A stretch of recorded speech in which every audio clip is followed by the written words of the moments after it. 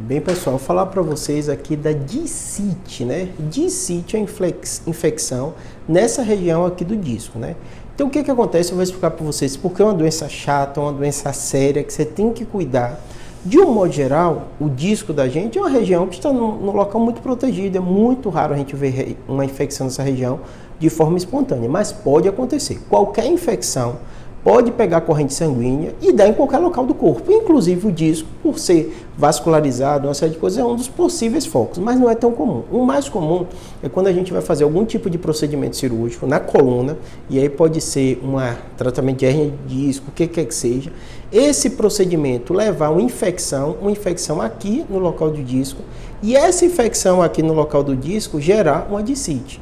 Então, a principal causa de discite, infecção, é pós-procedimento neurocirúrgico.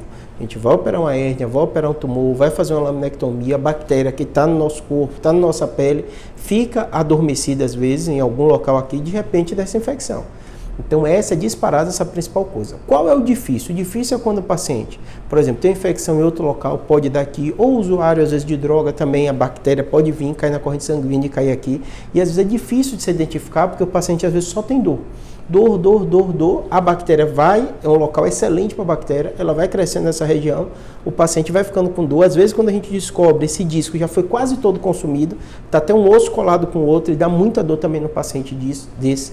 Quando o paciente não tem história clássica, né, como cirurgia ou alguma coisa do tipo, às vezes a gente tem que fazer uma biópsia, muitas vezes até feito por agulha, guiada por tomografia, vê que cresceu uma bactéria e aí começa a tratar.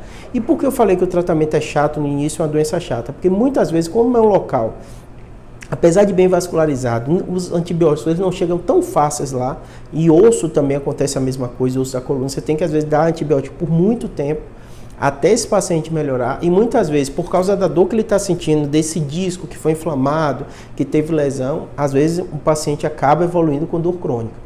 Então tem que ter muito cuidado. Identificou, teve uma dor, o médico pede o exame, a ressonância normalmente tem uma imagem clássica que a gente suspeita de ser discite, nem sempre consegue bater o martelo com o exame de imagem.